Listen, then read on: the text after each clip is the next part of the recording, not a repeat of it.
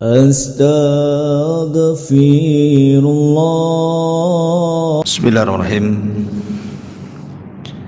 Assalamualaikum warahmatullahi wabarakatuh.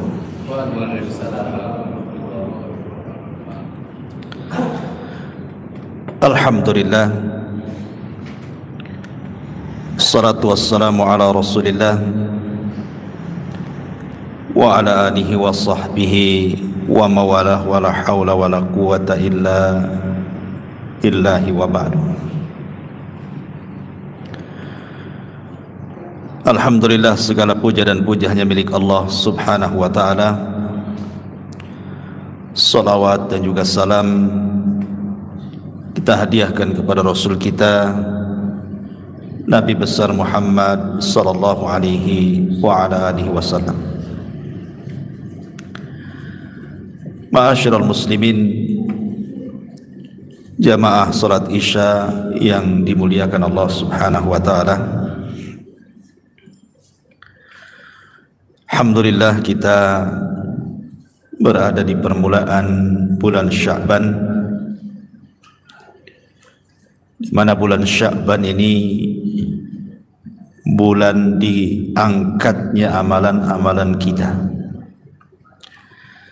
Memang tidak ada keutamaan bulan Sya'ban itu tidak seperti bulan Rajab kemarin yang dimasukkan satu di antara 4 bulan hurum,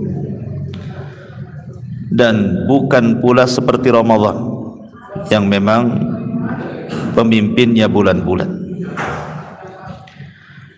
Tapi meski demikian, bulan Sya'ban ini adalah bulan diangkatnya amalan kita, karena amalan-amalan itu ada yang sifatnya diangkat harian, dan itu waktunya ketika sholat asar dan subuh. Ada yang sifatnya mingguan, di hari Senin dan hari Kamis, dan juga ada sifatnya tahunan. Kapan? Di bulan Sya'ban ini amalan kita diangkat oleh Allah subhanahu wa ta'ala. Maka perbanyaklah amalan di bulan Sya'ban, terutama amalan-amalan yang nanti akan dilakukan secara rutinitas di bulan Ramadan, seperti puasa, membaca Al-Quran, bersedekah, dan lain-lain. Adapun pembahasan di malam hari ini, kita akan membahas secara khusus tentang khutuwat asy-syaitan,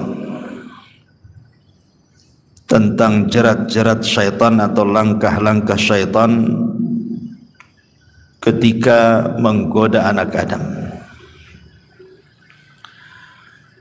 Ma'asyiral muslimin yang dimuliakan Allah subhanahu wa ta'ala, permusuhan kita manusia dengan syaitan ini itu sudah terjadi sejak bapak kita berada di sorga. Bahkan sebelum Adam ditiupkan ruh, permusuhan itu sudah ada, dan itu disebutkan di dalam Sahih Muslim ketika Allah subhanahu wa ta'ala menciptakan Adam dari berbagai macam sifat tanah,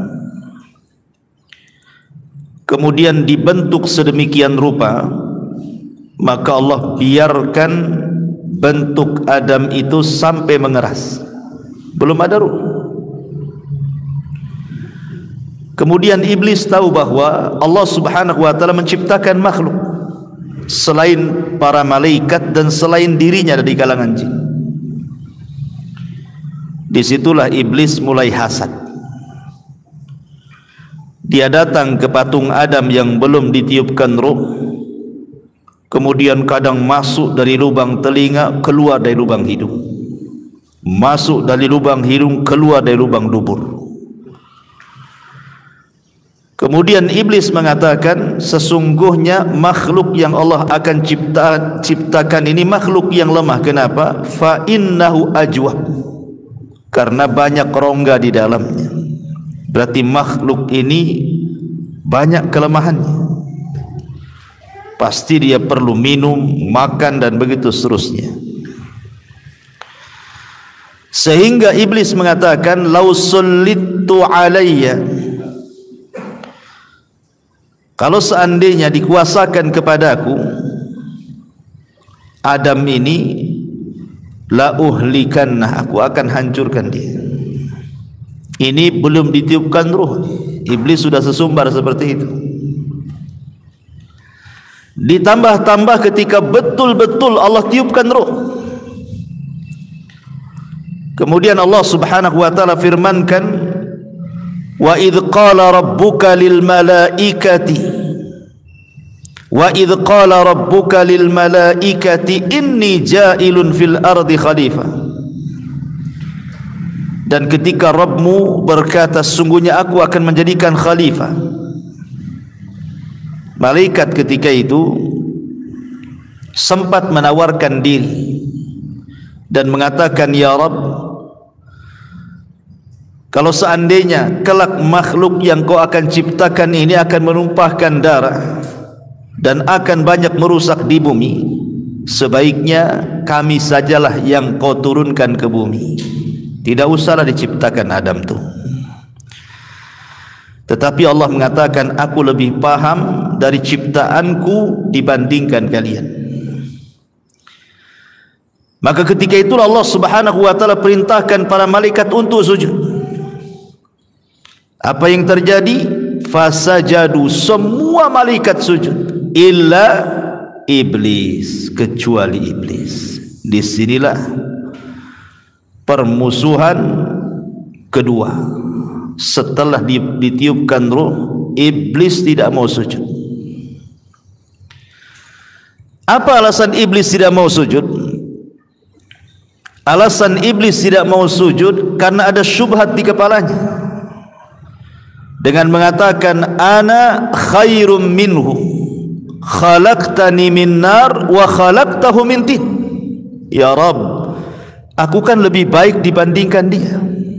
Masa yang lebih baik sujud kepada yang tidak lebih baik? Kau ciptakan aku dari api loh, sementara Adam tercipta dari tanah. Api mendekati cahaya, artinya kami dekat dengan malaikat dibandingkan Adam. Itu syubhatnya iblis itu. Inilah kemudian permusuhan iblis kepada Adam membangkang perintah Allah Subhanahu wa taala. Sejak itulah Allah murka.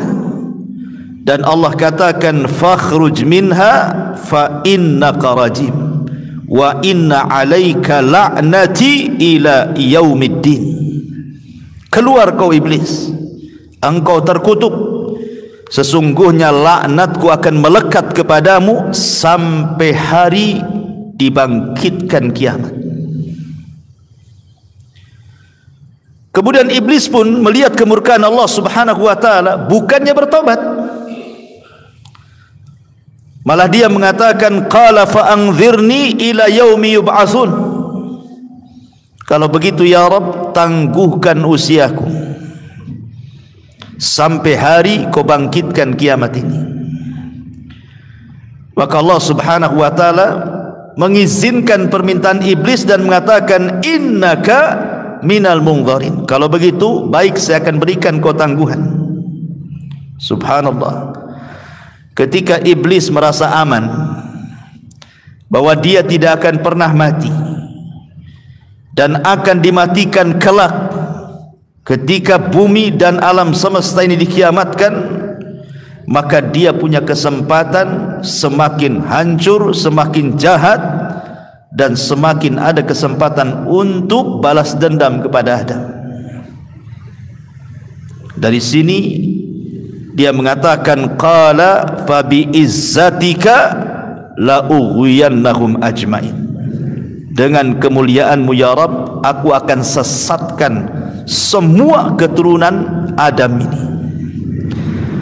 Jadi target iblis itu untuk menyesatkan Adam dan anak turunannya, kalau bisa semuanya, nggak tanggung-tanggung, semua anak keturunannya kalau bisa disesatkan. Makanya dia mengatakan la ughwiyannahum ajmain, saya akan sesatkan mereka semuanya kalau bisa.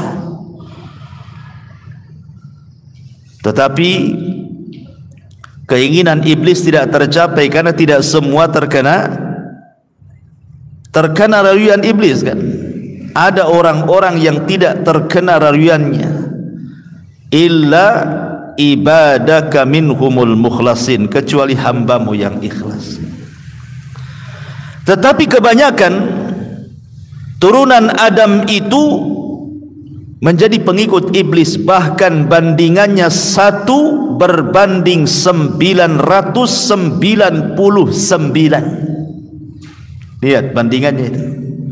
Dari 1000 orang, yang selamat cuma 1, yang tidak selamat 999. Luar biasa iblis. Mana dalilnya? Allah Subhanahu Nabi sallallahu alaihi wasallam bersabda dalam hadis yang dikeluarkan Imam Bukhari dari Abi Sa'id Al-Khudri radhiyallahu anhu, yaqulu Allah ta'ala ya Adam fayaqul labbaika wa sa'daika wal khairu fi yadayk. Allah berfirman kepada Adam, wahai Adam, maka Adam mengatakan, ku penuhi panggilan dan kebaikan semua ada di tangan. Maka Allah Subhanahu wa taala berfirman, akhrij ba'than nar, keluarkan utusan-utusan neraka. Maka Adam heran mengatakan, wa ma ba'tsun nar, apa yang Anda maksud utusan-utusan neraka itu? Qala, maka Allah mengatakan, min kulli alfin tis'umi'atin wa tis'atu wa tis'in, setiap 1000 pisahkan 999, masukkan ke neraka. Artinya selamat cuma 1. Yang selamat cuma 1 tuh, bayangkan. Berarti 99% cita-cita iblis hampir tercapai kan. Tinggal 1% saja. Ketika dia mengatakan saya akan sesatkan mereka semuanya kan, rupanya hampir berhasil, karena 1 berbanding 999 kan, luar biasa. Ma'asyiral muslimin yang dimuliakan Allah Subhanahu wa taala, ketika Adam alaihi salatu wassalam mendapatkan tempat tertinggi di sorga sebagai pengganti iblis, mulailah iblis hasad. Kemudian mulai memberikan was-was kepada Adam alaihi salam dan juga pasangannya Hawa. Ketika Allah Subhanahu wa taala menguji keduanya agar jangan dekat-dekat pohon larangan, ini ada kesempatan iblis, ada celah di sini. Kalau Adam sampai memakan buah larangan, berarti Adam pun akan dicelakakan Allah Azza wa Jalla. Maka mulailah iblis membuat makar, datang kepada Adam dan Hawa memberikan was-was, tapi tidak bergeming keduanya. Sampai ketika iblis bersumpah, wa qasamahuma inni lakuma laminan nasihin, demi Allah wahai Adam, aku ini seorang penasehat yang baik. Ketika itu belum ada makhluk yang bersumpah atas nama Allah demi sebuah kedustaan, apalagi bersumpah di sorga, di alam para malaikat. Ya Adam percaya sajalah kan gitu, karena sebelumnya belum ada bersumpah kepada Allah untuk sebuah kedustaan, kecuali iblislah yang mengawalinya. Kemudian iblis mengatakan, Adam, kenapa Allah larang kau dekat-dekat pohon larangan itu? Saya mau kasih tahu nih, kalau engkau mendekati pohon larangan dan kau memakannya, antakuna malakaini au takuna minal khalidin, karena kelak engkau akan jadi malaikat atau boleh jadi engkau akan dikekalkan di surga. Makanya Allah tidak berkehendak itu. Kemudian iblis bersumpah, demi Allah, aku ini seorang penasehat. Akhirnya karena percaya dengan sumpah iblis, Adam pun mendekati pohon itu kemudian memakannya. Berarti orang yang suka sumpah-sumpah untuk kedustaan itu, itulah anak buah iblis. Dan itu paling banyak di pasar. Sumpah-sumpah dusta itu ya. Ma'asyiral muslimin yang dimuliakan Allah Azza wa Jalla. Lah ketika Adam betul-betul turun ke bumi, Hawa juga turun ke bumi, iblis juga turun ke bumi, kulnah bitu minha jami'a, turun kalian semua ke bumi ini. Maka disilah kemudian mulailah ma'arakah, peperangan antara iblis dengan Adam dimulai, dan dengan anak turunannya. Dan iblis memiliki senjata-senjata yang Allah Subhanahu wa ta'ala berikan, tentu sebagai ujian kepada Adam. Ada 4 senjata yang digunakan iblis untuk menggoda Adam dan seluruh keturunannya, termasuk kita. Yang pertama, Allah Subhanahu wa ta'ala berikan kepada iblis mampu untuk at-tazyin, menghias-hias, mampu menghias-hias yang batil menjadi hak, yang hak menjadi batil, yang benar menjadi salah, yang salah menjadi benar, atau mencampur adukan keduanya sehingga tidak lagi jelas mana yang batil mana yang hak, karena sudah gaduh-gaduh di dalamnya. Ini yang pertama. Yang kedua, al-kadhibu wal mukhada'ah, pandai berdusta dan pandai menipu.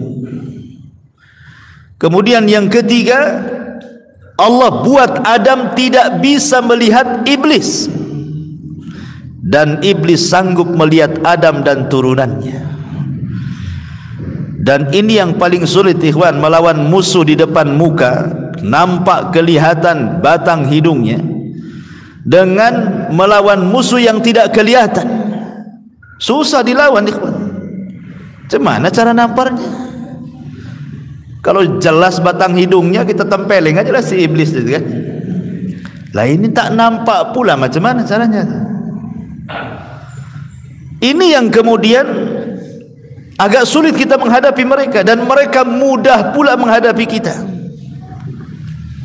Kemudian yang keempat, qudratuhu ala al-ittila ala syai'in minal ghaib.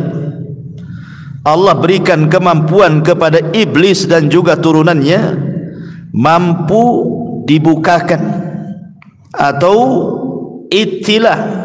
Ittilah itu menili, meneropong hal-hal yang gaib. Seperti mereka naik ke langit, mencuri dengar percakapan para malaikat, kemudian dapat satu kalimat, kemudian diturunkan ke bumi, kemudian dijual kepada para dukun dan paranormal. Mereka diberikan kemampuan untuk itu. Dan ini 4 perkara ini semua karena ada tujuan.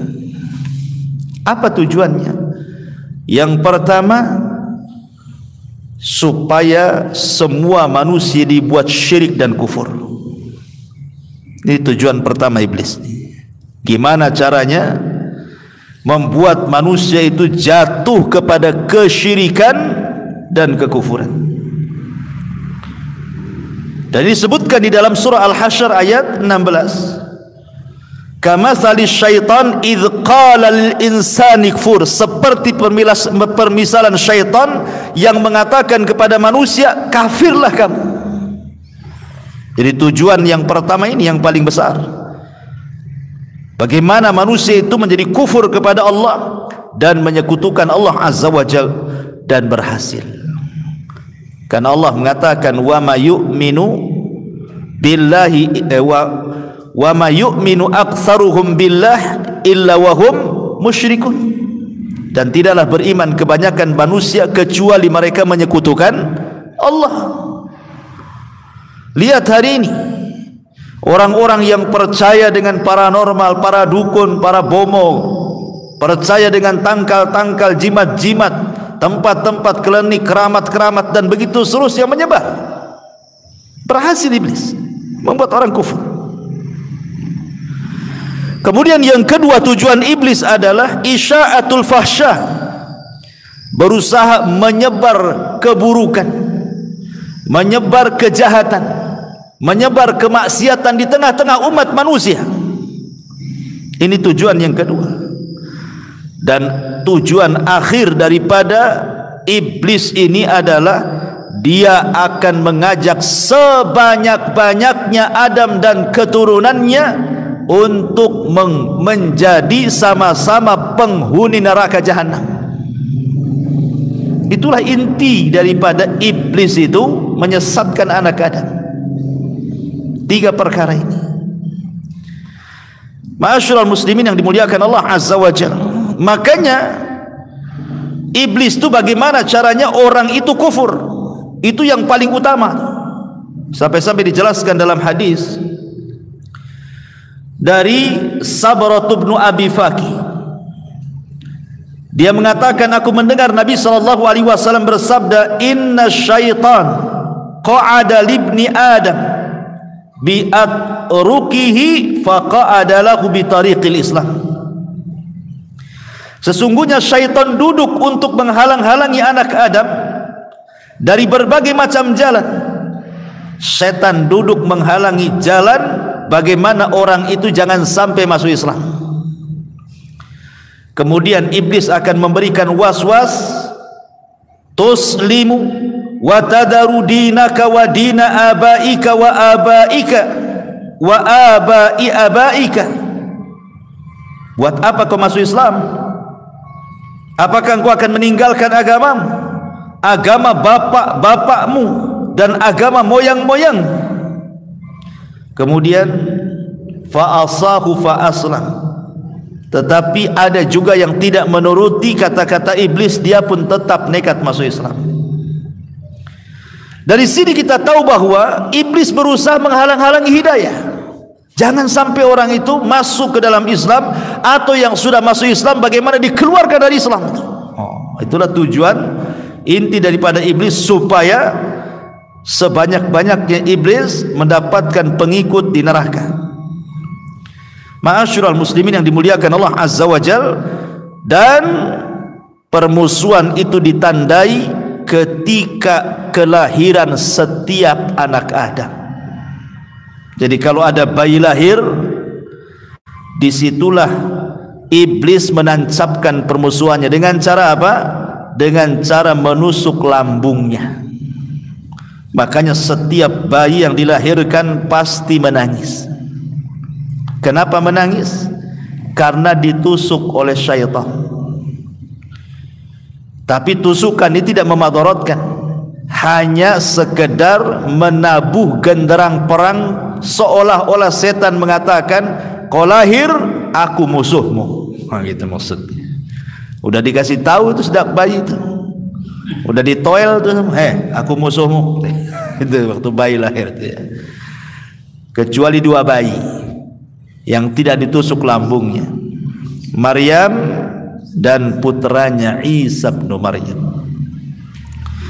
Dan itu ditunjukkan dalam sebuah hadis, ma min mauludin yuladu illa nakhasahu syaitan. Tidaklah ada bayi yang lahir kecuali ditusuk lambungnya oleh setan. Fayastahillu sarikhan min nakhsati syaitan illa ibni Maryam, illa ibna Maryam wa ummahu. Maka bayi itu akan menjerit, menangis karena tusukan itu, kecuali ibunda Maryam dan putranya. Dari sini kita tahu bahwa setiap bayi lahir iblis sudah menabuh genderang perang. Ma'asyiral muslimin yang dimuliakan Allah Azza wa Jalla. Akan tetapi Anda perlu tahu bahwa sehebat apapun iblis dan anak buahnya, mereka tidak bisa mengajak kita secara langsung. Datang kepada antum, ambil tangan antum, diseret, yuk kita mabok. Enggak gitu ya. Yuk kita zina, enggak. Ayo kita ke kuburan syirik, enggak ada. Dia main datang kemudian ngajak antum nyeret tangan antum dibawa ke tempat maksiat. Bukan itu caranya. Bukan. Mereka tidak sanggup melakukan seperti itu. Tapi yang mereka lakukan hanya memberikan was-was saja. Tapi walaupun hanya sebatas was-was, pengaruhnya luar biasa. Adam loh sampai turun dari sorga. Bukan iblis yang bawa tangan Adam, hayo hayo, atau didorong-dorong, makan tuh nggak gitu. Dikasih was-was, ya, makan, nanti kau jadi malaikat, makan supaya kau kekal di sorga, gitu ya kan, dibisi-bisi, ya, bukan diajak, ayo kita makan sama-sama, nggak gitu. Ya. Jadi iblis dan anak turunannya itu tidak bisa menguasai manusia.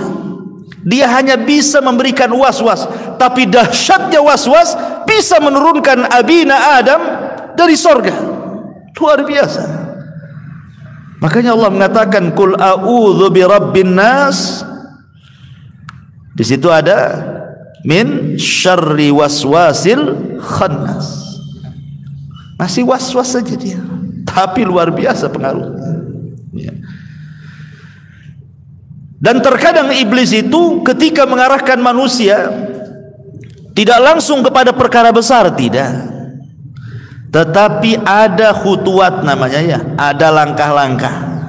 Jadi mereka itu pakai langkah-langkah. Apa saja langkah-langkahnya? Kata para ulama mengatakan yang pertama, langkah yang mereka lakukan adalah ishtighal bil mubahat. Bagaimana iblis itu ataupun syaitan berusaha menyibukkan antum dengan perkara-perkara mubah. Nggak ada dosanya, tapi disibukkan. Main bola, perkara mubah. Nggak ada hukumnya main bola, perkara mubah, tapi disibukkan dengan bola. Akhirnya gara-gara sibuk bola lupa sholat duhur, asar, maghrib, isya, subuh. Ustadz, mana ada main bola 24 jam? Kok 5 waktu lupa? Ya, kecapean, tidur, besoknya lagi main bola lagi. Belum lagi kemudian diingatkan dengan para pemainnya lagi, diidolakan dengan pemain-pemain kafirnya lagi kan. Dia tidak paham, tidak kenal idola-idola dia, nabi, para sahabat, para ulama, tapi para pemain bola hafal di luar kepala. Luar biasa kan? Itulah perkara mubah disibukkan, akhirnya masuk ke dosa kan. Awalnya kan mubah-mubah saja main bola, tapi jadi haram jadinya. Ketika mulai melalaikan solat, melalaikan zikir, baca Quran, setan ini begini caranya. Dia akan menyibukkan manusia dengan perkara mubah-mubah dulu. Ma'asyiral muslimin yang dimuliakan Allah Azza wa Jalla. Atau contoh yang lain pamannya, ngumpulin duit setahun 2 tahun sampai penuh celengannya, ya. Bukan untuk umroh, ya, untuk jalan-jalan ke Singapura, Australia gitu kan. Padahal biayanya sama tuh. Bahkan kalau jalan-jalan lebih lagi itu duitnya. Uang umroh mungkin 30 juta ada kebanyakan. Jalan-jalan kurang 50 juta juga kan. Kalau sampai ke luar negeri itu jauh-jauh, kecuali ke Barelang kan gitu. 50.000 aja lah. Ya. Artinya kan jalan-jalan ini kan perkara-perkara mubah kan. Antum mau jalan kemana saja nggak ada hukumnya. Tapi kalau kemudian pikiran kita ini disibukkan dengan mubah terus, bisa terjerumus kepada yang haram akhirnya kan. Ini bahaya nih. Itulah caranya setan. Ini yang pertama.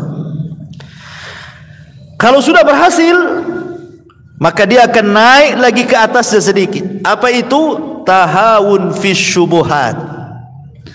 Mulai meremehkan yang syubhat-syubhat. Apa yang syubhat-syubhat itu?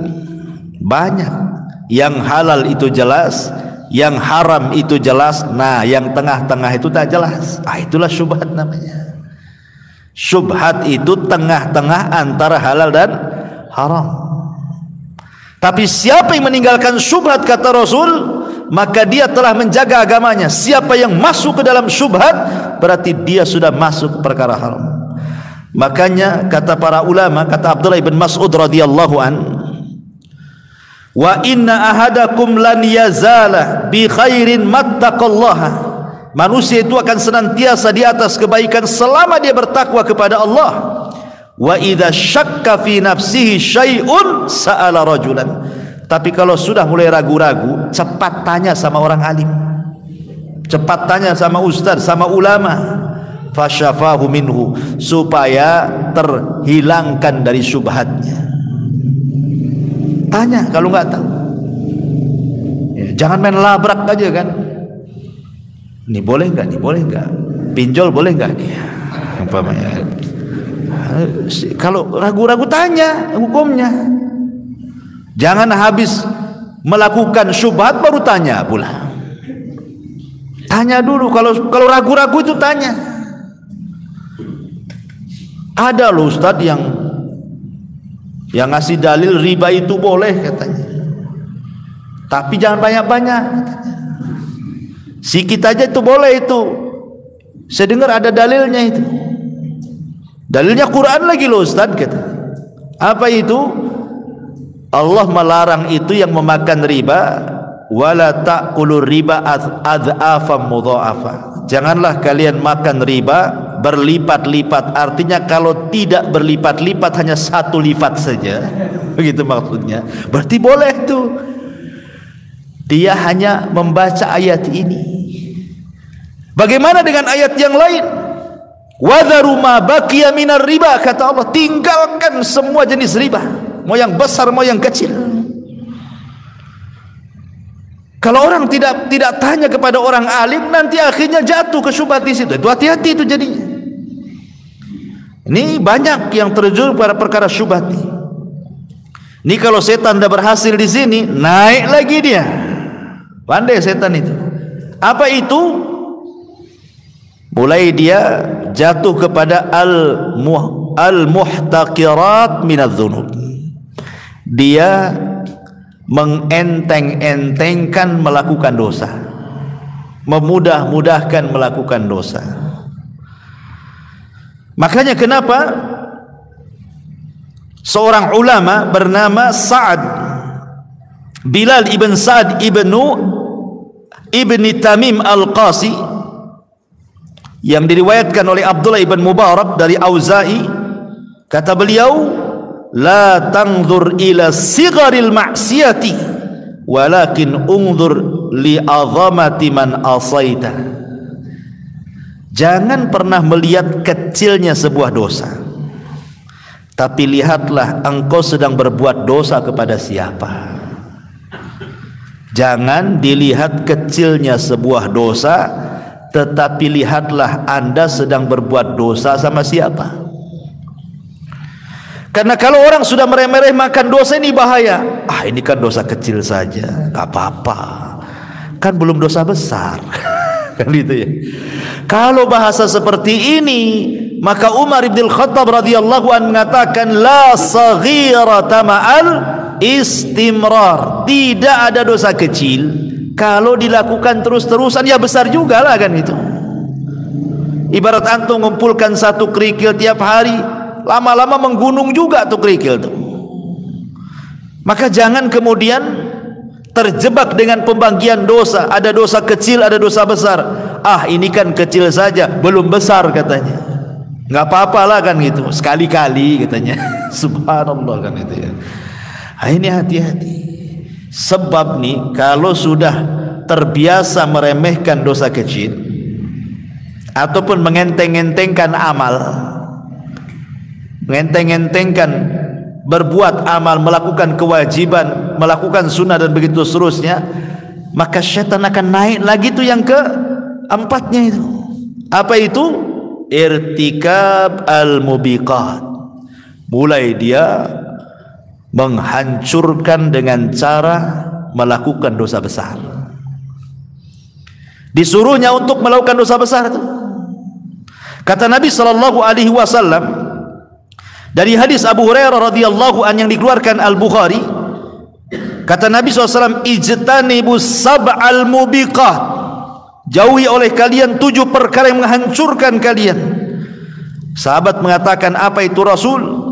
Maka Rasul mengatakan, asyirku billah was-sihru wa qatlun nafsi allati harramallahu illa bilhaq wa aklu riba wa aklu malil yatim wa tawalli yawmaz zahfi wa qadful muhsanatil mu'minatil ghafilati, kata Rasul.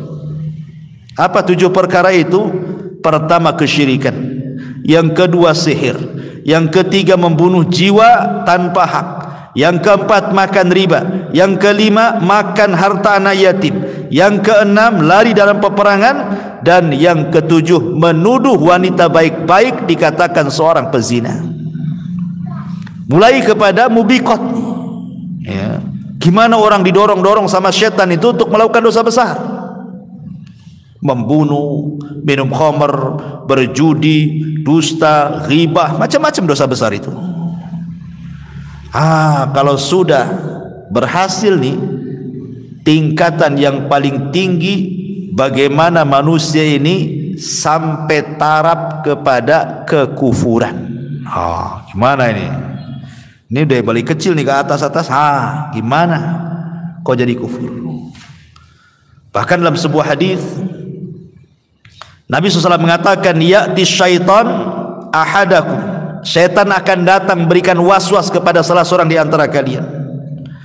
Fayaqul, dan mengatakan, man khalaqa kadza, man khalaqa kadza, hatta yaqul man khalaqa rabbak, fa idza balaghahu falyasta'id billahi minasyaitonir rajim.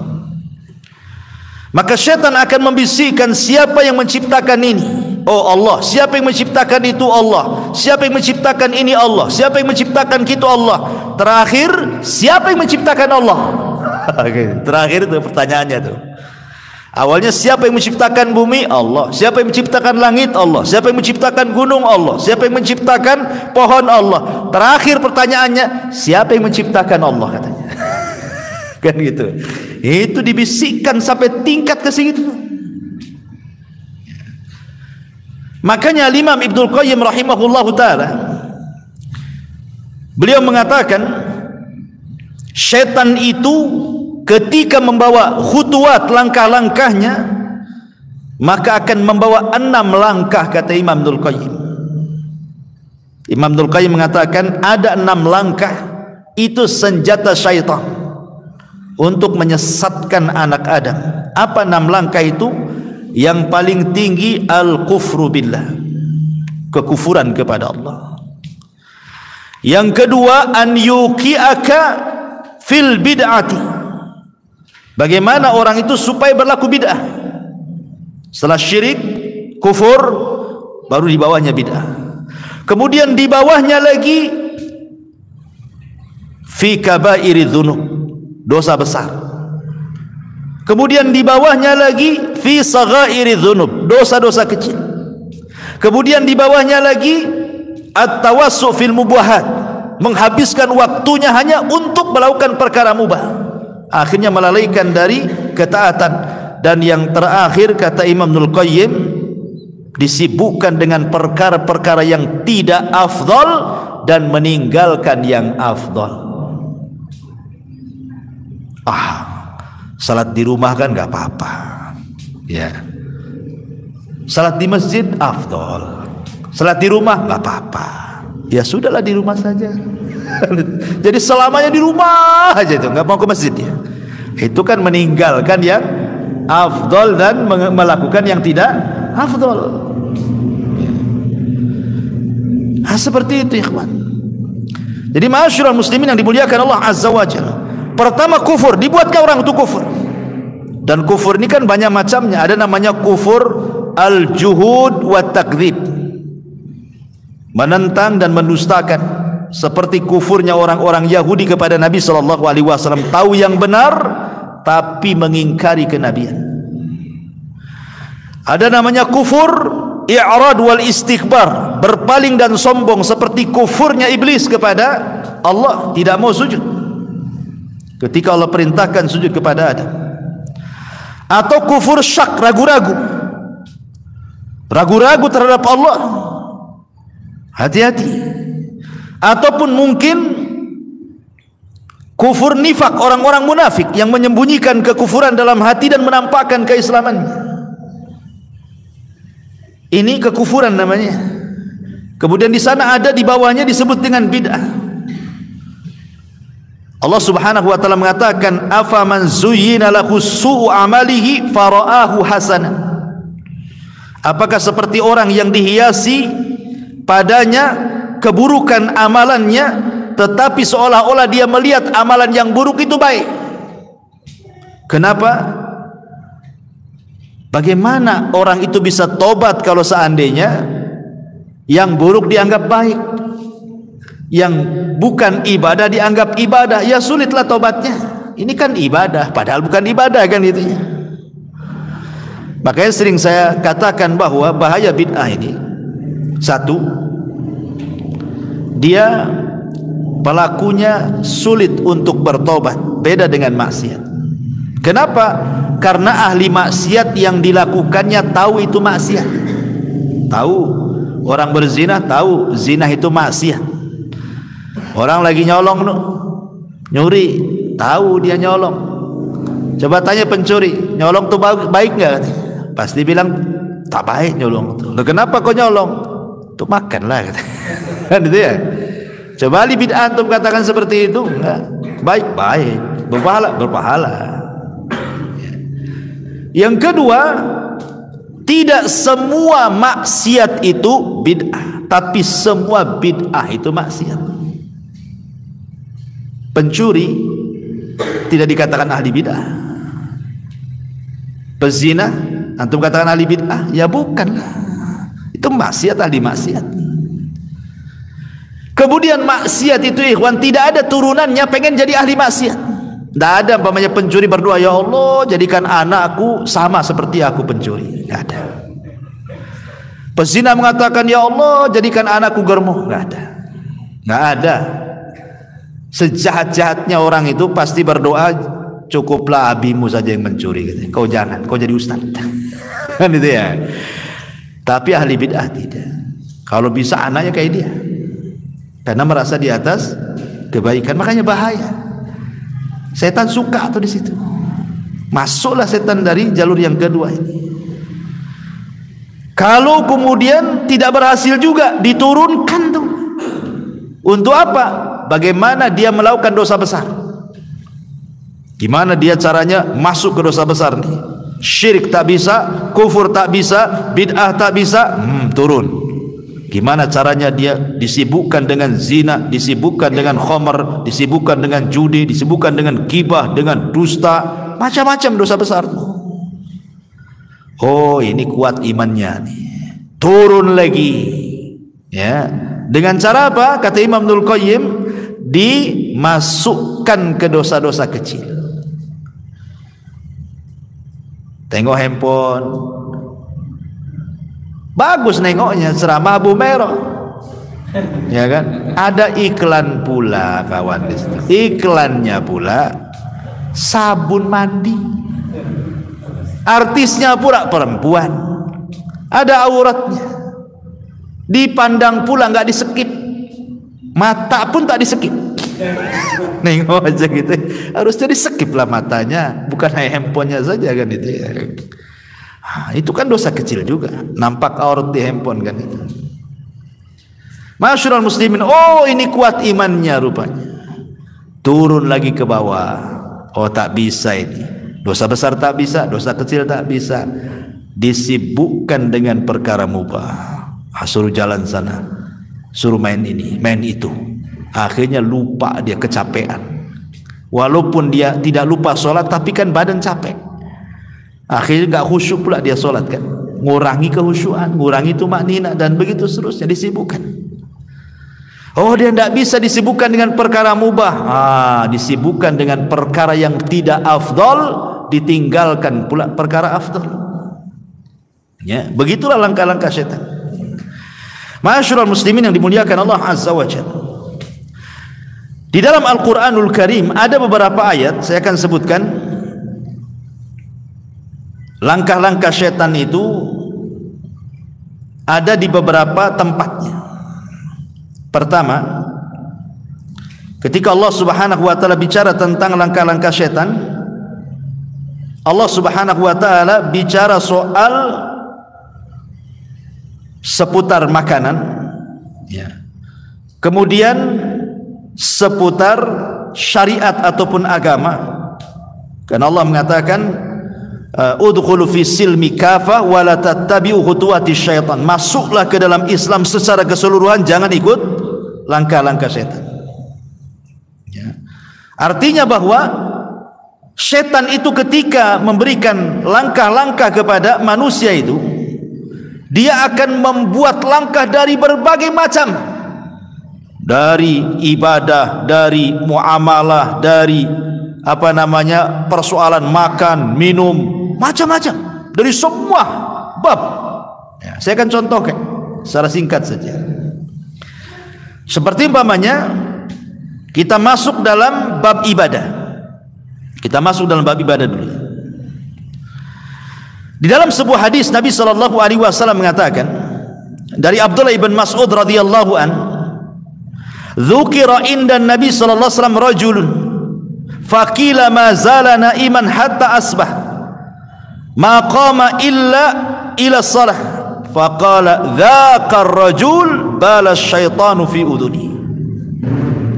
Disebutkan di samping Rasul ada seorang laki-laki yang tidur saja sampai pagi, lewat dia subuh tuh. Kemudian apa kata Nabi sallallahu alaihi wasallam? Oh, orang itu yang lewat subuhnya itu balas syaitanu fi udhuni, sudah dikencingi itu telinganya, kata Nabi. Apa makna dikencingi di sini? Sebagian ulama mengatakan maknanya dikencingi itu ya secara hakikatnya, seperti hadis-hadis tentang setan, kalau kita makan tidak baca basmalah maka setan ikut makan, kan itu ya. Setan kita tidak baca basmalah ketika minum maka setan ikut minum. Nah, sama juga ketika setan mengencingi telinga, ya betul-betul dikencingi. Bentuk kencing setan ya enggak tahu kayak apa. Kalau kencing antum kan saya tahu. Kalau antum kencingi telinga orang, budak terima orang tuh. Tapi hakikatnya memang setan itu mengencingi. Bentuk kencingnya seperti apa wallahu a'lam. Karena kita juga tidak pernah melihat setan kan? Tapi ada ulama membawa kepada hakikatnya. Ada juga yang mengatakan bahwa setan mengencingi itu maksudnya setan istihza wal istihqah, sedang mengejek. Antum itu sedang diejek dia sambil dikencingi telinganya. Akhirnya lewat sholat subuh, bangun jam 7. Jadi setan ngejek antum sambil ngencingi telinga. Coba bayangkan ikhwan, sering saya katakan, analogikan seperti ini. Kalau anak tampar wajah antum, kira-kira antum marah? Marahlah. Gimana kalau saya kencingi wajah antum? Apa enggak lebih marah lagi kan? Orang ngencingi telinga kita, kita bisa dendam 7 turunan. Hari-hari antum dikencingi setan tak dendam-dendam. Gitu maksudnya ya. Kok nggak dendam-dendam antum sama setan itu? Ya bangun jam 7, jam 8 kan itu kan. Dia lagi menghina kita loh tiap malam. Kok aneh nggak dendam sama setan? Kalau nggak karena bolo setan kan itu. Ada juga memaknai bahwa maksudnya dikencingi itu setan sedang mengejek kita. Tapi ada juga yang mengatakan bahwa setan ngencingi telinga itu maksudnya setan sedang menyumbat telinga kita, sehingga orang yang jarang sholat subuh atau tidak pernah sholat subuh, tidur aja, maka telinganya akan tersumbat sehingga sulit mendapatkan nasihat. Sulit kalau dinasihati. Orang yang jarang sholat subuh itu keras hatinya, susah dapat hidayah karena hari-hari dikencingi setan untuk telinganya. Nah, itulah bagaimana setan itu berusaha orang itu supaya jangan melaksanakan kewajiban kan. lewat sholat malam, lewat sholat subuh, sengaja dikencingi. Dan itu satu langkah dia itu. Cukup sampai di sini? Tidak, bukan hanya sekedar dikencingi saja. Dalam hadis Abu Hurairah radhiyallahu anhu, Nabi mengatakan, yaqidu syaitan ala qafiyati ra'si ahadikum idza huwa nam thalatha uqadin. Maka syaitan akan datang kepada setiap yang mau tidur. Umpamanya antum mau tidur nih jam 11, jam 12 gitu kan. Setan datang bawa 3 ikatan, kemudian diikat di tengkuk antum tuh. Setiap dia ngikat tengkuk kita, maka dia akan membisikkan di telinga kita. Apa bisikannya? Alaika lailun tawilun farkud.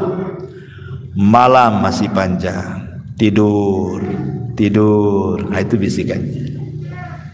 Padahal antum tuh udah bangun tuh, ada qiraah di samping ini, udah dengar qiraah tuh, tapi setan datang, tidur katanya, tidur masih panjang. Azan masih lama. Coba bayangkan, tiba-tiba dengar azan masih dibisikkan aja, tidur. Qomat masih lama kok. Coba bayangkan ya kan. Akhirnya nunggu qomat, les pula dia matanya, bangun pula jam 7, kelabakan. Oh Allah, astagfirullahaladzim, salah siapa ini? Itulah setan. Dia langkah-langkahnya sampai seperti itu, diikatnya kita. Makanya kata Nabi SAW, fa in istaiqadha fa dzakarallaha in halat uqdah. Kalau seandainya dia bangun sebelum subuh, kemudian berzikir kepada Allah, baca doa bangun tidur, 1 ikatan lepas dari tengkuk kita. Kalau dia berwudu, 2 ikatan lepas dari tengkuk kita. Kalau solat, maksudnya solat subuh atau solat fajar atau solat apa saja sebelum subuh gitu ya, witir kah, solat malam kah, maka 3 ikatannya lepas. Dan ketika itu yang terjadi apa kata Rasul? Keesokan harinya asbahana syitan tayyiban nafsi, maka jiwanya akan baik dan dia akan semangat hidup di pagi hari itu. Tapi kalau malamnya tidur lama, tapi meninggalkan solat walaupun pagi bangun, kata Rasul, asbaha khabithan nafsi kaslan, maka jiwanya akan buruk dan dia pun akan menjadi pemalas. Kenapa? Jiwanya akan buruk karena awal aktivitasnya sudah meninggalkan solat. Artinya dia memulai kehidupannya dengan melakukan dosa besar. Solat subuh itu kewajiban, kalau ditinggalkan dosa besar. Berarti orang yang tidak solat subuh mengawali mata terbuka dengan melakukan dosa besar setelah kesyirikan.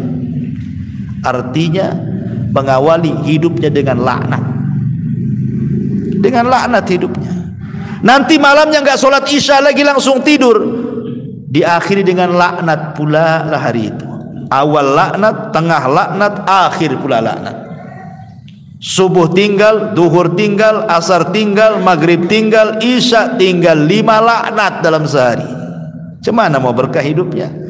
Makanya orang yang tidak pernah sholat itu banyak masalahnya. Kadang-kadang masalah itu tidak tahu dari mana datangnya, itu ada saja masalah itu, tidak bisa keluar-keluar, ya kan? Itu khutuat namanya, untuk menghalangi beribadah, ya kan? Setan itu sampai membuat langkah-langkah seperti ini ya. Bahkan ketika kita sholat, umpamanya nih, setan tidak bisa ngencingi antum, bangun juga antum tuh. Setan tidak bisa ngikat antum, terurai juga ikatannya. Puas sampai di sini, nggak akan kecewa setan, nunggu antum sholat. Kemudian ketika antum sholat, masuk dalam sholat dia, dibuatnya antum tidak tumakninah, dibuatnya antum tidak khusyuk, sehingga terkadang tidak khusyuk itu apa yang terjadi? Kadang lupa lah berapa tadi rakaat yang saya lakukan. Ataupun mamanya sholat sama imam nih, betul-betul sholat dari takbiratul ihram Allahu Akbar sampai salam, ditanya tadi imam baca apa? Nggak tahu lah, padahal baca kulhu loh tadi imam. Kok bisa dia? Ya kan? Dibuatnya itu tidak tumaknina, sehingga apa yang dibaca imam tidak tahu dia. Itu setan masuk di situ tuh. Ya. Atau dia tahu imam baca apa, mulai pandangannya nggak khusyuk.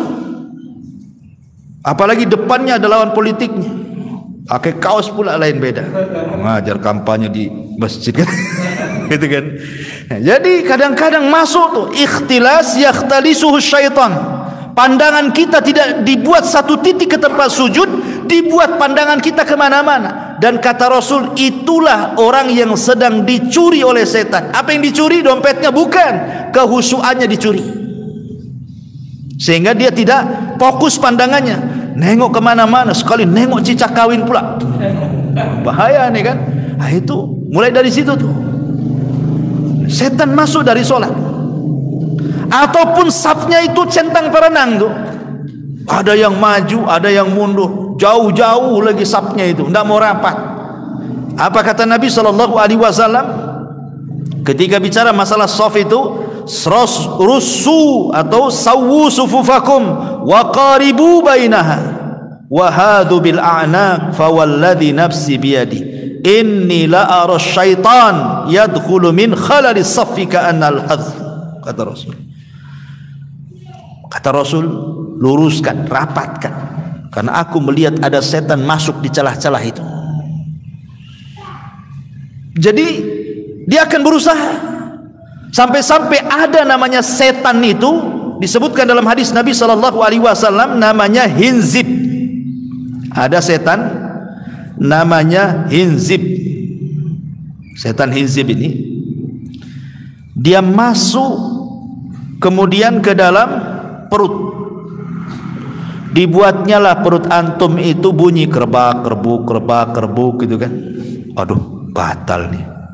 Kata Rasul, la yansarif hatta yasma'a sautan au tajidarihan. Jangan kau batalkan. Itu bukan suara kentut, itu suara perut. Ya. Suara perut dengan suara kentut beda, kata Rasul. Kalau hanya suara perut, jangan batalkan sampai kau dengar ledakannya atau kau hirup baunya. Nah, baru kau batalkan. Kalau belum ada ledakan keluar, ledakan masih di dalam, ya kan? Atau belum ada baunya, jangan dibatalkan. Antum belum kentut, itu suara perut. Itu setan yang buat bunyi-bunyi itu. Atau kalau tidak juga setan ini berhasil dengan bunyi-bunyian di perut itu, maka setan hinzib akan masuk ke pikiran antum tuh. Allahu Akbar. Sebelum sholat antum cari kunci motor gak ketemu. Ketika takbiratul ikhram tahu pula di mana tuh kunci itu. Ya Allah. Iya, anak kan tadi di situ terletak tuh. Bodoh kali aku kata. Lagi sholat tuh, ya kan. Dia tidak bisa lewat perut, otaknya dimainkan sama setan tuh. Segitunya tuh langkah-langkah. Dia nggak bisa ini, akan berusaha seperti itu. Setan tuh kan seperti itu dia. Berusaha tidak bisa satu pintu, cari pintu yang lainnya. Sampai betul-betul rusak sholatnya orang tuh. Itu yang disebut dengan khutuwat syaitan. Langkah-langkah setan. Ya. Ataupun ma'asyiral muslimin yang dimuliakan Allah Azza wa Jalla. Terkadang setan juga masuk bukan hanya dalam ibadah saja ya. Kalau ibadah banyaklah contohnya. Kadang-kadang juga masuk dalam urusan muamalah. Dalam muamalah entah dengan keluarga, entah dengan tetangga, entah dengan rekan bisnis, entah dengan kawan di luar sana gitu kan. Itu kadang-kadang setan berusaha untuk supaya orang itu tahris bainakum, dibuat musuhan. Gimana caranya itu? Kadang-kadang perkara kecil jadi besar, akhirnya putus hubungan. Yang terkadang juga orang itu ada mau nakut-nakuti. Umpamanya dia hanya bawa pentungan atau apa, enggak ada rencana mentung sebenarnya. Enggak ada, cuman setan ambillah tuh pentungan tuh katanya. Biar dia takut, hanya nakut-nakuti awalnya. Tapi kalau sudah di depan orang, setan masuk lagi, pentung tuh kepalanya kan. Gitu loh. Dia akan berusaha tuh. Sampai seperti itu kan. Makanya kita lihat gara-gara tetangga anaknya bertengkar, anaknya yang bertengkar sebenarnya, bukan ibunya. Tapi anak ini laporlah sama ibunya. Ibunya pula lapor sama atasannya bapaknya. Bapaknya cuek saja. Tapi karena ibunya ngomong terus, masuk pula setan. Pak, tuh anak kita didolimi sama anak tetangga. Biarin aja. Besoknya ngomong lagi, Pak, didolimi lagi. Nggak apa-apa. Masih juga tuh nakal. Baik, kapan kita mulai dia? Kadang-kadang suami itu pertama dia cuekkan, tapi kalau terus dihasut tuh kan, marah dia. Setan masuk di situ. Akhirnya betul-betul datang dilabrak tetangganya. Coba bayangkan, antum sudah berhubungan 10 tahun gara-gara urusan anak yang bisa didamaikan sebenarnya. Toh anaknya juga habis musuhan besoknya datang salaman lagi. Kita pula yang musuhan sama tetangga tak mau salaman. Kalau bisa jual rumah, pindah rumah. Kan pula di sini katanya. Ini kan setan ini kan berusaha itu sampai seperti itu. Ya. Jadi hubungan-hubungan bahkan dalam rumah tangga pun seperti itu. Bagaimana dibuatnya suami itu bercerai. Makanya kenapa disebutkan dalam hadis itu istana setan itu ada di lautan. Setan itu punya istana di lautan. Entah berantah di laut mana. Ada yang mengatakan di tiga Bermuda itu. Allahu a'lam. Tidak ada riwayatnya bahwa istananya itu di segitiga Bermuda. Yang jelas Rasul mengatakan istana setan ada di lautan. Apa di Selat Malaka sini? Allahu a'lam. Yang jelas bahwa adalah istananya. Setiap hari setan itu kan mutus tuh anak buahnya tuh. Kamu goda tuh yang ujung sana, kamu goda. Semua diberikan tugas tuh setan-setan marodah tuh. Ada yang goda sampai meninggalkan sholat, ada yang goda mau sedekah nggak jadi, ada yang goda mau puasa tak jadi, pokoknya digagal-gagalin orang berbuat baik itu. Sampai akhirnya satu hari ini nih, gerilya ini, setan-setan ini, utusan iblis, maka malam harinya mereka melaporkan hasil apa yang mereka goda kepada anak Adam. Dan mengatakan, ya Tuhan, aku sudah menggoda dia tidak sholat. Diam aja si iblis, tidak terlalu bahagia dia. Ya. Iblis, Tuhan, saya sudah goda dia loh sampai nggak sholat.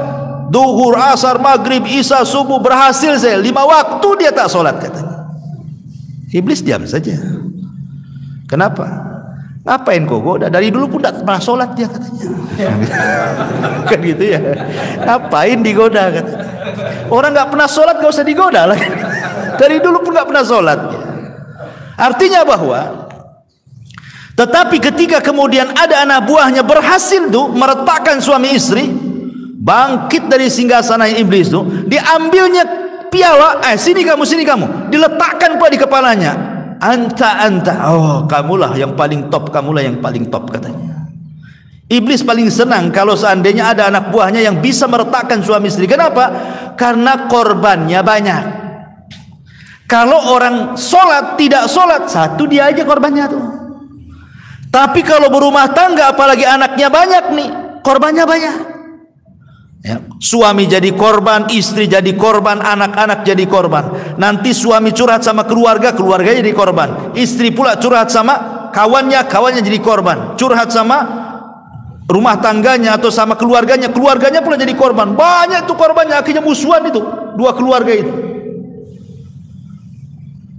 Akhirnya istrinya kawin lagi, nggak tanggung jawab dengan anaknya. Suaminya kawin lagi, ditinggalkan pula anaknya. Kata iblis, nak sini jadi anak angkat saya saja katanya. Jadilah anak angkat iblis. Ini itu ya. Ma'asyiral muslimin yang dimuliakan Allah Azza wa Jalla tuh. Sampai seperti itu namanya khutuwat namanya. Langkah-langkah. Sampai kepada orang berzina pun tidak langsung iblis tuh ambil tangan, berzina kan? Enggak gitu caranya. Dibuat langkah. Ingat kisah Barsisah, seorang abid Bani Israel kan? Walaupun riwayat Israiliyat tapi banyak dicantumkan di dalam kitab-kitab tafsir kisah Barsisah itu ketika mentafsirkan surah Al-Hasyr itu. Coba berawal dari apa? Berawal dari kalam, ucapan. Berawal dari salam, assalamualaikum. Kemudian dengar ucapan. Kemudian ngomong, kaifa haluk, bagaimana kondisi. Kemudian mulai tanya keadaan. Kemudian ngobrol. Ya kan? Kemudian berlama-lama di situ. Akhirnya berzina. Barsisa ini abid Bani Israel. Dikenal di Bani Israel, tidak ada orang yang ahli ibadah melebihi Barsisa. Ada 3 orang punya adik perempuan satu. Yang 3 orang ini mau jihad, bingung mau nitipkan adiknya. 3 orang sepakat, yuk kita titipkan di Barsisa itu, biar selamat katanya. Dia kan ahli ibadah, pasti jaga anak gadis kita, adik gadis kita ini. Awalnya kan gitu. Pada awalnya Barsisa ini tak mau, datang iblis tuh, digesek-gesek telinganya. Terimalah, itu kan kebaikan, kau dapat pahala. Apalagi yang 3 orang ini mau jihad katanya. Masuk pula was-was iblis. Ya sudahlah, diterima katanya. Taruhlah di tempat lain, dia tinggal di tempat lain, dia si gadis pun di tempat lain. Jadi kalau ngasih makan tuh ditaruh di depan pintu, nggak dibuka pintunya, nih ditaruh aja gitu depan pintu. Iblis datang, Barsisa, kok ini nggak sopan ngasih makan depan pintu, ngasih ketuk, tanyalah gitu kan, salam. Nah, awalnya suruh salam. Akhirnya mulai dia naruh makan sambil salam. Assalamualaikum. Waalaikumsalam. Mulai dia dengar suara perempuan kan, masuk di telinganya. Setan sampai di sini tidak, bisiki lagi. Udah lama-lama setan datang lagi. Barsisa, namanya orang dikurung, kau hanya ngasih makan, ucapkan salam. Kamu kan tidak tahu, mungkin dia butuh apa atau sakit apa. Tanyalah. Mulai, ya kan? Akhirnya mulai dari salam ke kalam, ucapan. Kaifa haluk, bagaimana kaifa haluki, bagaimana kondisi wahai ukhti gitu. Sehat tidak? Apa yang dihajatkan? Mulai. Ya. Lama-lama setan datang lagi. Barsisa, namanya orang hidup sendirian, bosan juga dia. Temanilah dia makan. Mulai itu. Dia mulai akhirnya ditemani makan. Ya. Setelah ditemani makan terus gitu kan, akhirnya mulai pandangan, jatuh cinta, akhirnya berzina. Naudzubillah. Hamil pula lah wanita itu. Setelah hamil apa yang terjadi? Saudaranya datang, habis jihad menang. Setan ngasih tahu, Barsisa, itu 3 saudaranya mau datang. Kalau seandainya ini dia tahu adiknya hamil, habislah kau katanya. Gimana caranya? Tunggu dia lahir, bunuh, hilangkan barang buktinya katanya. Hilangkan barang buktinya, hancurkan CCTV-nya, jangan ada CCTV katanya.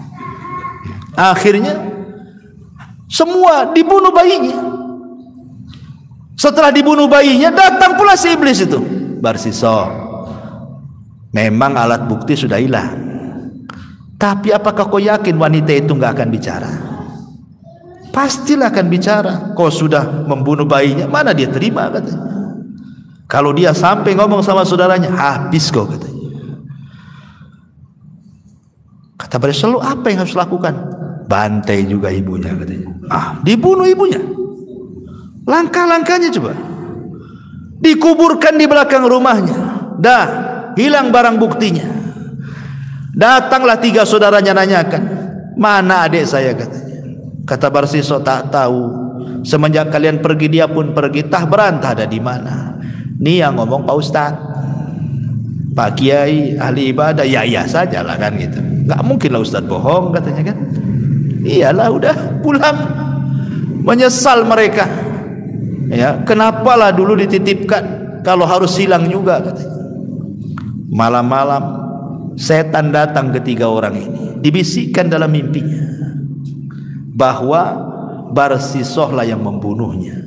Setan yang ngasih tahu.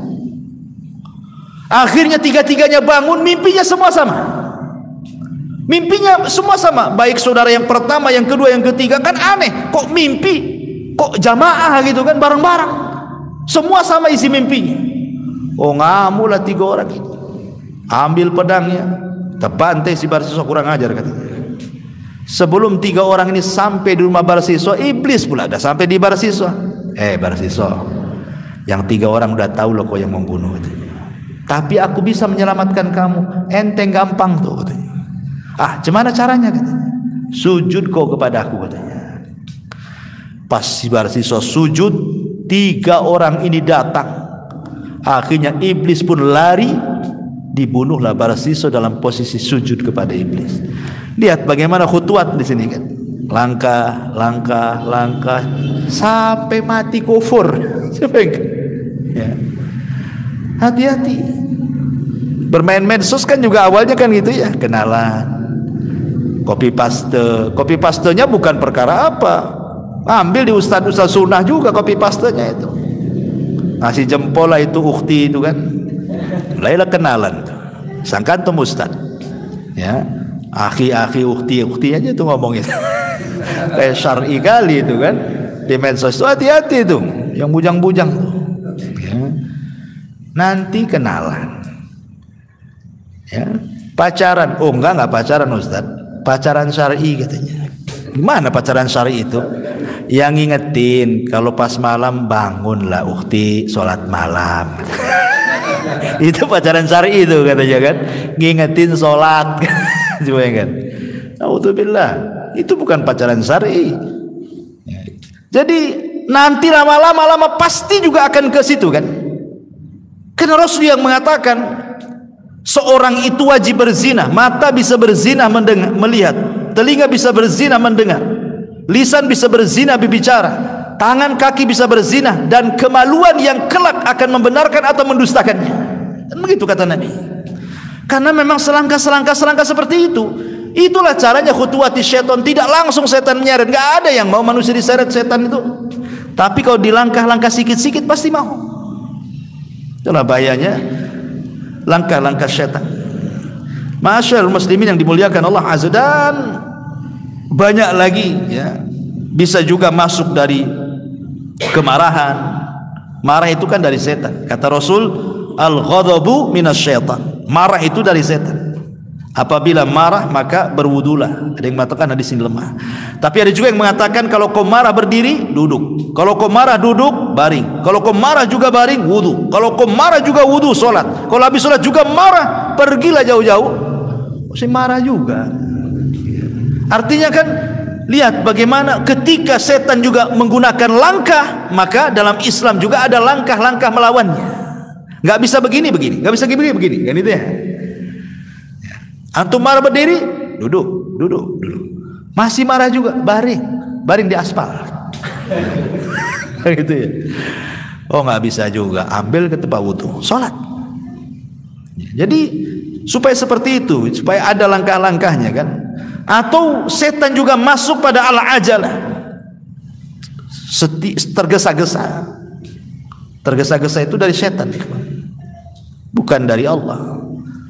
Pamannya ada gadis yang kita sukai, dengar pula udah diceraikan suaminya, baru talak 1 tapi belum habis masa idahnya.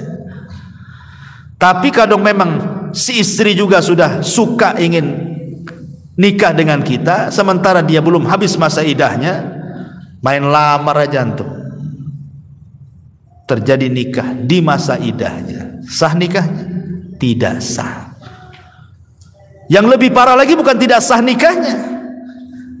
Kalau antum sampai melakukan pernikahan dan dia masih berada di masa idahnya, setelah nikah batal nikahnya, dan wanita itu diharamkan sampai kiamat tidak boleh dikawini. Tidak boleh dikawini sampai kiamat. Kenapa? Karena tergesa-gesa sebelum waktunya. Sama dengan seorang anak ingin cepat dapat harta waris, diracunlah itu pakai kopi sianida itu kan bapaknya, supaya cepat mati. Mati betul tuh bapaknya, dapat warisan sampai kiamat haram warisan. Kenapa? Karena tergesa-gesa sebelum waktunya. Itu namanya al-ajal, itu dari syaitan tuh. Ya. Ataupun al-israf, sesuatu yang berlebih-lebihan, makan berlebihan, minum berlebihan, tidur berlebihan, main berlebihan, itu semua dari setan. Makanya kenapa Nabi SAW itu sampai berdoa kepada Allah kan, Allahumma inni a'udzubika minal jubni wal kasal. Ya Allah, aku berlindung darimu dari al-jubn wal kasal. Kasal itu artinya kemalasan, karena malas dari setan. Makanya kenapa Rasul mengatakan at-tasa'ub mina syaitan. Tasa'ub itu nguap itu dari setan. Kalau kalian nguap cepat tutup kan begitu. Karena orang nguap tidak tutup tuh menunjukkan malas dia. Itu dari setan. Beda dengan bersin. Makanya suruh mengucap alhamdulillah. Ya. Dan banyak, ataupun taswib. Taswib itu mengucapkan kalimat saufa dalam bahasa Arab itu balas sekitarnya nanti. Udah jam 12:30 sholat duhur, nantilah, masih ada waktu. Nah, ini. Nanti asar juga gitu, mau dekat maghrib sholatlah nanti. Si nanti akhirnya duhur 5:30, asar 5:30 gitu ya, maghrib pula 7:30 gitu. Isya pula 7:30 subuh. Ini nggak ada, dia modalnya dapat 7:30 semua lah pahalanya kan gitu. Jadi ada orang itu yang bahasanya nanti. Kita ini sedekahlah nanti. Kalau cicilan motor udah lunas nih, kapan sedekahnya? Nanti. Baru saja ngambil kulkas katanya. Terus saja kan, nggak pernah sedekah. Karena dia nanti itu. Kapan lu tobat? Nanti habis umroh pula dia. Tak tobat juga. Katanya kalau habis umroh tobat. Ya nantilah kalau habis haji katanya. Coba kan? Haji dia tak tobat juga. Kenapa enggak tobat? Katanya habis haji mau tobat. Nantilah kalau dekat-dekat mati gitu. Jadi nah, ini kan dari setan. Taswif itu mengatakan saufa nanti. Ini bagian daripada khutuwatus syaitan. Ya. Dan banyak lagi. Adapun secara singkat juga yang disebutkan para ulama bagaimana cara menghadapinya, karena juga sudah malam ini. Yang pertama, menghadapi langkah-langkah setan tentu bil ilmi wal ma'rifah. Ya, duduk di majelis ilmu, punya ilmu. Orang kalau mau perang nggak punya strategi, gimana mau ngelawan? Ya kan? Maka kita harus berilmu supaya dengan ilmu itu kita tahu cara melawannya. Kan diajarkan tuh dalam Quran, dalam hadis bagaimana cara melawan setan. Seperti bagaimana supaya setan itu bisa nangis gitu ya. Dengan cara apa? Antum ketika tasyahud, antum sungguh-sungguh, karena kata Rasul, gerakan tasyahud itu sama dengan tamparan kepada setan. Lebih keras dibandingkan besi. Ya, gerakan dalam tasyahud itu. Jangan malas. Tasyahud gini. Apa dalam tasawuf kayak gini? Tasawuf gini. Ya, kalau bagi yang menggerak-gerakan gerakan. Yang enggak gerakan isyarat gini saja. Itu udah tamparan tuh gini tuh. Tamparan keras tuh bagi si iblis. Nah, kita lihat kalau posisi tasyahud yang dilihat jarinya. Jangan lihat ke depan, lihat ke jari sini. Kalau kita tasyahud. Ya, atau umpamanya sujud tilawah. Iblis tuh paling nggak suka nengok orang sujud tilawah. Apa kata iblis? Dia diperintah Allah sujud, dia pun sujud. Maka Allah hadiahkan surga. Aku pula diperintah sujud, tak sujud. Allah akan masukkan ke neraka. Nangis akhirnya iblis. Dia paling nangis lihat orang sujud. Sedih hatinya.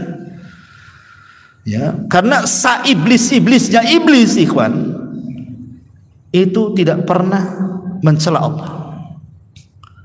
Iblisnya iblis tidak pernah mencela Allah. Dia mengatakan wa bi izzatika dengan kemuliaan, tidak pernah. Tapi manusia ada yang lebih iblis dibandingkan iblis, dicelanya Allah. Orang Yahudi mengatakan Allah fakir, nahnu aghnia. Dia fakir, kami kaya. Allah difakir-fakirkan sama orang Yahudi itu. Nasrani, Allah itu 3. Ya bayangkan. Ataupun mencela Al-Quran. Al-Quran kan kalamullah, sama juga mencela Quran, mencela yang ngomong Allah. Kan banyak sekarang ini orang yang istihza terhadap kalamullah, diinjaknya Quran, dibakarnya Quran. Ataupun ngomongnya sih tidak menginjak, tetapi dari ucapannya sudah menghina Allah dan Quran kan. syariat itu nggak kayaknya kalau diterapkan di sekarang itu nggak cocok tuh. Itu kan syariat itu Quran Sunnah itu di zaman Nabi tuh. Sekarang bukan zaman unta lah, nggak relevan lagi. Ada orang kayak gitu kan. Maksudnya apa? Jadi kalau kita ini saklek dengan Quran dan Sunnah itu, kayaknya disebut kolot. Tentu kolot, kayaknya nggak maju-maju otakmu tuh katanya. Lah gimana Quran Sunnah itu akan relevan di setiap zaman, di setiap tempat. Bukan Quran Sunnah yang ikuti zaman, zaman yang harus ikut Quran Sunnah. Zaman itu yang harus ikut Quran, karena Quran itu di mana-mana, Sunnah itu di mana-mana akan relevan. Hukum-hukumnya akan relevan. Ya, hukuman rajam itu di zaman Nabi katanya. Zaman sekarang kayaknya tidak bisa katanya. Kan gitu ya. Ya. Jadi ma'asyiral muslimin yang dimuliakan Allah Azza wa Jalla. Ini yang pertama dengan ilmu. Yang kedua, al-amalu ala ziyadatil iman. Terus beramal untuk menambahkan iman, karena iman itu bisa berkurang karena maksiat itu karena bisikan setan. Tapi iman bisa bertambah dengan banyaknya amal. Maka ini bisa melawan setan. Kemudian yang ketiga as-saum, puasa bagi anak-anak muda. Karena saum itu, puasa itu bisa melemahkan jalan darah. Karena setan itu masuk lewat jalan darah manusia kan. Maka dengan puasa melemahkan. Atau dengan cara bekam gitu ya. Kemudian yang nomor 4, dawamu zikrillah. Mendawamkan berzikir kepada Allah Subhanahu wa taala. Kemudian yang kelima, al-isti'adzatu billah. Jadi kalau kita dapat gangguan, segera kita katakan a'udzubillahi minasyaitonirrajim. Ya, seperti antum mimpi buruk nih, cepat bangun, a'udzubillahi minasyaitonirrajim, ludahin ke kiri. Tuh. Gitu ya. Ya kalau nggak ada orang di samping. Jangan sengaja pula istri di samping, wah katanya. Nah gitu ya, janganlah. Artinya ngeludah ke kiri, baca ta'awudz kan itu ya. Atau ketika sholat juga sama. Ketika antum sholat, a'udzubillahi minasyaitonir supaya hilang setan. Ya. Tapi kalau sholat sendiri, jangan pula sholat jamaah, nanti dibalas puah juga. Masalah kan gitu ya. Kalau sholat jamaah jangan, kalau sholat sendiri, karena biasanya setan itu akan sulit menggoda orang yang berjamaah. Setan itu akan mudah menggoda orang sholat sendiri. Sama dengan serigala, dia akan sulit untuk menerkam kawanan kambing. Dia hanya menerkam kambing yang keluar dari kawanannya saja. Nah, itu setan. Nah, dia kalau orang sholat sendiri itu akan lebih digoda setan. Makanya kalau ada godaan seperti itu, cepat ta'awud, ludah 3 kali. Ya. Jadi itu juga isti'adzah itu penting, karena juga Allah mengatakan qul a'udzu birabbil falak dan qul a'udzu birabbin nas. Ya. Ini yang kelima. Yang keenam, alaika bisuhbati thayyibah. Cari teman yang baik. Karena setan itu bukan hanya dari kalangan jin saja, setan juga ada dari kalangan manusia. Bahkan terkadang orang yang paling dekat dengan kita, istri kita itu jadi setan, ikhwan. Ya bisa ya tuh. Disetani kita, janganlah sedekah dulu bang katanya. Rumah belum naik tingkat 2 katanya. Gitu ya. Bisa jadi setan tuh. Dihasut-hasutnya kita. Bang, tetangga sebelah tuh masya Allah, itu kaki kuning katanya, leher kuning, tangan kuning, saya pula hitam semua katanya. Belikanlah ke toko emas sana katanya. Malulah saya. Udah mulai dah. Suami kerjaan tak seberapa, mulailah mikir-mikir nih, kita rampok aja lah toko emas ini. Gak punya gimana, lama-lama kan setan masuk di situ. Gara-gara apa? Bisikan istri. Bisikan istri ini orang yang tadinya tidak berbuat jahat jadi berbuat jahat tuh. Bang, kita ngontrak terus ini katanya. Belilah rumah katanya. Tak bisa lah deng, berapa lah uang pendapatan. Besok ngomong gitu lagi. Lama-lama terpikir dia, mana nih kira-kira kabel telkom mana yang saya harus ambil. Jadi ada orang akhirnya jadi korupsi, ya kan? Akhirnya jadi maling, akhirnya menghalalkan yang haram. Yang penting terpenuhi keinginannya. Ada yang kayak gitu tuh, ya. Jadi ini juga makanya cari teman yang baik. Kemudian juga yang terakhir adalah fa innallaha yahmi awliya'ah wa yahfad ahibba'u kama qala inna ibadi laisa laka alaihim sultan. Yakin dengan Allah bahwa Allah akan melindungi kita, menjaga kita, dan setan tidak akan menguasai kita selama kita yakin dan kita bersama Allah, dan itu dengan memperbanyak ibadah, taat, takwa, dan begitu seterusnya. Ini diantara langkah-langkah syaitan yang disebutkan oleh para ulama. Wallahu a'lam. Iya, boleh kita bertanya jawab, silakan.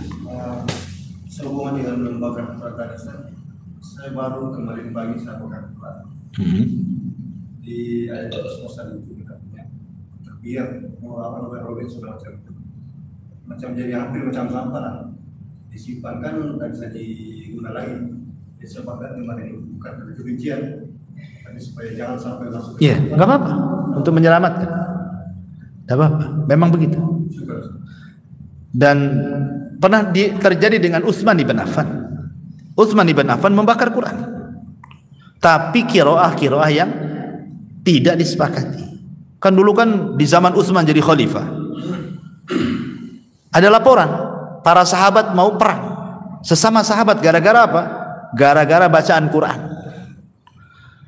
Jadi kan masing-masing sahabat kan punya catatan, dan masing-masing mereka mendengar dari Rasul tidak serentak. Kadang hari ini mereka dengar, yang lain tidak, yang lain mendengar, yang lain tidak, sehingga catatannya berbeda. Contoh umpamanya ada bacaan Quran innallaha huwas samiul alim, ada huanya. Yang satunya mengatakan innallaha samiun alim, tidak ada huwa. Ribut gara-gara huwa. Yang ada huwanya, yang satu enggak ada huwa. Mau perang sahabat ini akhirnya gara-gara huwa tuh, gara-gara huwa perang. Akhirnya Hudzaifah melaporkan kepada Utsman, para sahabat mau perang gara-gara qiraah. Kata Utsman, kalau gitu kumpulkan semuanya qiraah itu, tulisan-tulisan itu. Kemudian Utsman menunjuk orang-orang pakar-pakar Quran. Ketika itu yang ditunjuk Zaid bin Thabit, ya, banyak, Ubay bin Ka'ab, banyaklah para sahabat yang pakar-pakar Quran. Disuruh untuk menyeleksi mana-mana qiraah yang disepakati dan yang terakhir dibaca Nabi, itulah yang ditetapkan. Mana-mana qiraah yang tidak pernah dibaca Nabi lagi dan dianggap qiraah syadzah yang menyelisihi, maka pisahkan. Akhirnya yang disepakati itulah yang dicetak, yang dipisahkan itu yang dibakar sama Utsman. Ya. Inilah yang menjadikan orang Khawarij di akhir-akhir khilafah Utsman menyalahkan Utsman, karena Utsman sudah membakar Quran katanya. Maka Utsman menjawab, Ali menjawab, Utsman membakar Quran itu bukan qiraah yang disepakati, tapi qiraah yang diperselisihkan supaya tidak terjadi peperangan di antara sahabat. Dan subhanallah hikmahnya sekarang tidak ada perselisihan soal Quran kan sampai hari ini. Nggak ada. Ya Quran antum di Amerika itu juga bacaannya, di Saudi itu juga bacaannya, di sini itu juga bacaannya, nggak ada yang beda-beda. Jadi sehingga dibakar, ya kan? Syahidnya kan dibakar di sini, ya, untuk menyelamatkan, supaya jangan terinjak, ya. Atau antum baca, kan sekarang ada undangan kawin pun ada Bismillahnya tuh, Bismillahirrahmanirrahim. Orang-orang asal lempar saja kan. Jadikan mainan anak-anak, kapal-kapalan tahu tuh dilempar ke halaman, diinjak orang. Hati-hati itu. Ya, sebaiknya kalau undangan-undangan itu kan janganlah kemudian dicantum-cantumkan ayat-ayat Quran di situ kan. Cukuplah mengundang. Kan itu ya cukup. Karena dikhawatirkan akhirnya main campak-campak sana akhirnya terinjak-injak kan. Seolah-olah ada wasilah ke situ. Wallahu a'lam. Ya. Sekira cukup. Subhanallah bihamdika asyhadu an la ilaha illa anta astaghfiruka wa atubu ilaik. Allahu ta'ala. Assalamualaikum warahmatullahi wabarakatuh.